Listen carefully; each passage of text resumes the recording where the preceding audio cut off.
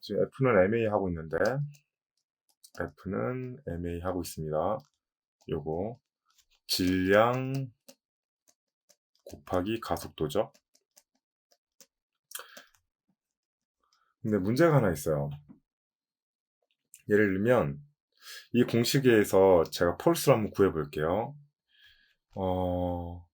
공이 하나 있어요. A 공이 이렇게 쭉 가가지고 이제 B공에 부딪히는 거예요. 이렇게 쾅 하고 부딪히는 거예요. 근데 이때 부딪힐 때 A공의 질량이 뭐 한 10kg라고 하고요. 10kg이라고 하고요. 그리고 속도가 일정하다고 생각하는 거예요. 속도가 한 뭐 100km 할까요? 100km? 속도가 100km의 속도로 그러니까 일정한 거예요. 부딪힌 거죠. 그러면 얘의 이제 힘을 구할 때, 그러니까 폴스를 구할 때 A의 폴스가 얼마냐라고 했을 때, 일단 뭐 질량 곱하기 가속도니까 질량은 10이고, 근데 가속도가 없어요.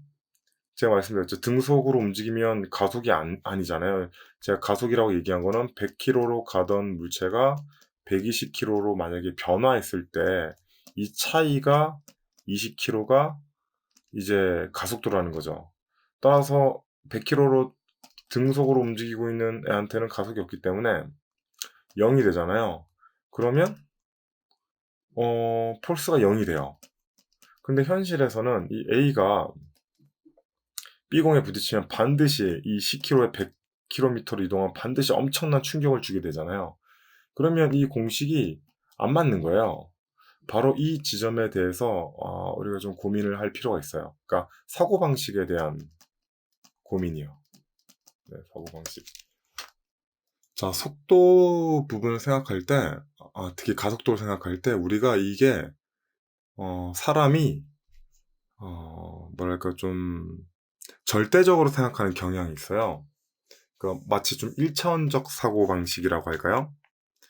근데 이 속도는 어떻게 보면 2차원적 사고방식을 갖고 있어야 됩니다. 2차원적 사고방식이 뭐냐면 속도가 상대적이라는 거예요.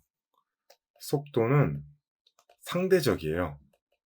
그러니까 절대적인 속도라는 건 존재하지 않아요.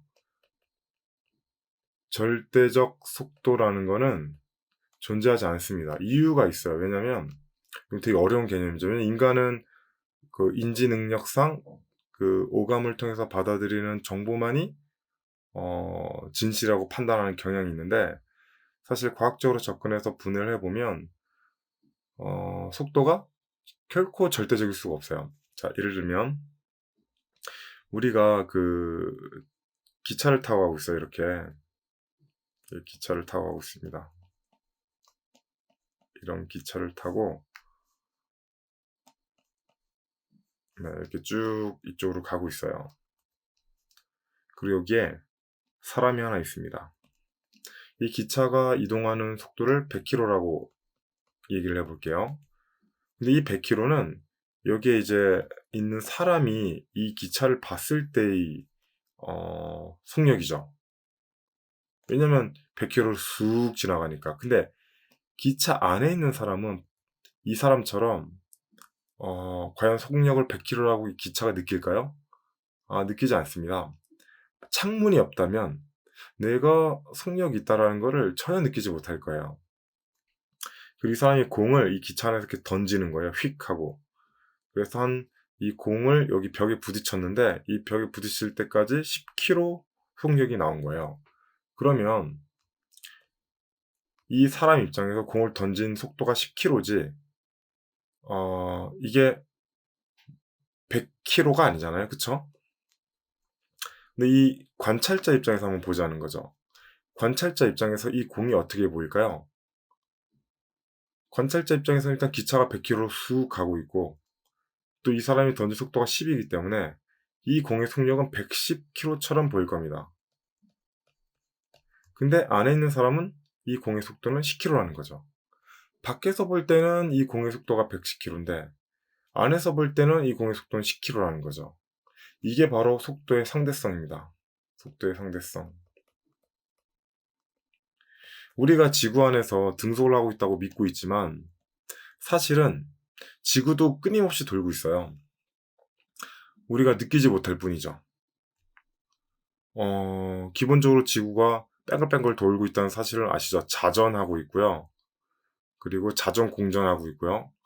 또 이 지구가 태양을 중심으로 돌고 있고요. 엄청난 빠른 속도로 돌고 있잖아요. 그리고 이 태양은 또 은하계 중심으로 돌고 있어요. 그래서 굳이 표현하자면 이 점이 지구고 요게 태양이고 그 다음에 이렇게 은하계가 있고 또 이 은하계는 또 지구 중심 블랙홀을 기준으로 또 돌고 있는 거죠.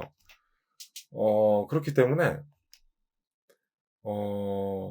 절대적으로 멈춰있는 속도라는 건 존재하지 않습니다. 속도는 무조건 상대적이라는 거죠. 그런 측면에서 아까 말했던 요 A에서 B공이 부딪히는 이 100km로 이동하고 있는 이거는 등속이 아니라 정확하게 얘기하면 가속하고 있다는 거죠. 이 관점 이해되시나요? 그러면 여기서 0이 오는 게 아니라 그냥 100 그대로 오고 곱하기 1000의 힘으로 부딪히는 겁니다. 네, 이 관점을 이해를 할 필요가 있어요. 되게 중요한 개념이죠. F는 ma. 속도가 2차원적이라는 거. 그리고 상대적이라는 거. 그리고 계산 수식에도 이런 부분에 대한 관점이었으면 엉뚱하게 적용한다는 것을 우리가 알 필요가 있습니다. 가속도를 다시 한번 정리를 하면 일단 이 관점이 이해가 됐다면 두 개의 속도가 있다는 걸 이해하실 거예요. 그래서 이 안에서 관찰한 속도랑 밖에서 관찰한 속도가 있어요. 그렇죠. 그러면은 기본적으로 관찰 속도가 있고요. 그렇죠. 그럼 뭐 초로 표현할게요. S로. 그리고 늘어나는 속도가 있을 겁니다. 늘어나는 속도는 내가 밖에서 이걸 봤더니 100km로 가고 있는 기차 안에서 던진 공이 10km로 붙은 걸 얘기하는 거죠. 그래서 늘어나는 속도가 있어요. 그래서 이 두 개의 속도를 같이 생각했을 때 이게 비로소 가속도가 되는 겁니다. 가속도. 자, 이제 이해가 되시죠? 그럼 여기서 또 궁금한 게 하나 있을 수 있겠네요. 굳이 왜 곱할까? 그쵸? 지금 곱셈이 들어가 있잖아요. 왜 굳이 곱할까? 뭐 더하기도 할 수도 있고 빼기도 할 수도 있고 나누기도 할 수 있는데 왜 곱할까요? 이건 이제 뭐 보통 이렇게 쓰긴 하는데 이거를 뭐 배수로 늘린다는 개념은 아니에요. 이거 좀 차원에 대한 이야기인데 제가 이 두 가지 관점을 동시에 이해를 해야 된다고 말씀드렸죠. 인간은 1차원적 사고를 하는 동물이라고 말씀드렸는데 우리가 이 간단한 현상만 두고 생각해 보면 속도가 2차원일 수밖에 없다는 거죠. 그래서 요런 개념이 있어요. 우리 부피 구할 때 자, 선이 두 개가 있습니다. 이렇게 여기는 X쪽 선, 이건 Y쪽 선. X가 2cm고 Y가 3cm라고 가정했을 때 만약에 이 2와 3을 곱했으면 뭐가 나오죠? 면적이 나오죠. 요 면적이 나옵니다. 즉 공간이 나오게 돼요. 이 공간을 우리는 2차원이라고 불러요. 이 가속도에 대한 개념도 속도를 증가시킨다는 개념이 아니라 이런 공간적 해석을 얘기하는 거예요. 약간 좀 어렵죠? 공간적 해석을 얘기하는 겁니다. 그래서 보통 S제곱 뭐 이런 식으로 표현되는 물리학에서 표현되는 것들은 뭐 이거를 수치를 단순히 늘린다는 개념은 아니고 이 1차원적 어떤 수치들을 2차원적으로 해석할 때 쓰는 어떤 수식이라고 이해를 해주시면 될 것 같아요. 그래서 가속도는 정확하게는 요 면적 개념이라는 게 더 정확한 설명이죠. 요 개념은 뭐랄까 그 아인슈타인의 E는 mc의 제곱 그것과도 연결되는 관점이기도 합니다. 갑자기 생뚱맞게 아인슈타인이 나오긴 했는데 일단 깔끔하게 지울까요? 지우개. 자, F는 ma. 항상 요거 할 때 저는 여기다가 이제 이렇게 적어 놓는데 요거 E 에너지, F 힘, 더블 1 그리고 모션 동작.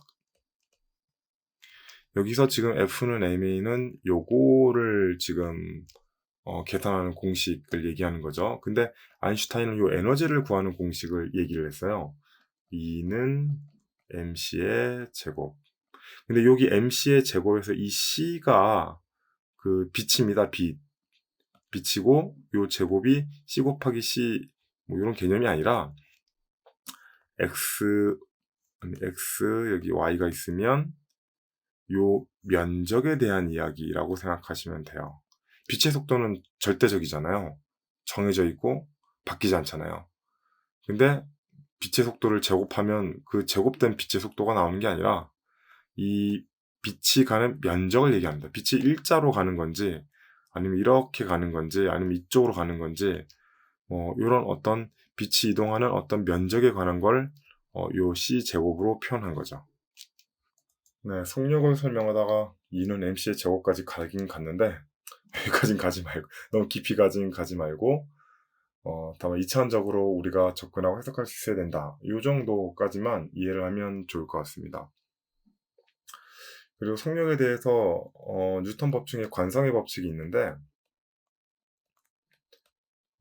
예를 들면 우주 공간에서는 어떤 물체를 힘을 가하면 멈추지 않고 끊임없이 움직입니다. 뭐 마찰도 없고 공기저항도 없기 때문에 얘한테 뭔가 반대적으로 어떤 외력을 가하지 않는 이상 얘가 계속 움직이죠. 근데 지구에서는 마찰도 있고 공기저항도 있고 수많은 어떤 에너지들이 있고 중력도 있기 때문에 가다가 멈추죠. 힘을 줘도. 근데 우주 공간에서는 이게 계속 움직인다는 거. 근데 뉴턴이 참 대단한 게 우리는 뭐 우주를 가봤으니까 이걸 알 수 있었는데 뉴턴은 그걸 가보지 않고도 계산해냈다는 거죠. 정말 위대한 과학자 알 수 없습니다. 아무튼 속력에 대한 이해가 오늘의 중요한 포인트이기 때문에 일단은 영상은 여기에서 마무리를 하도록 하겠습니다.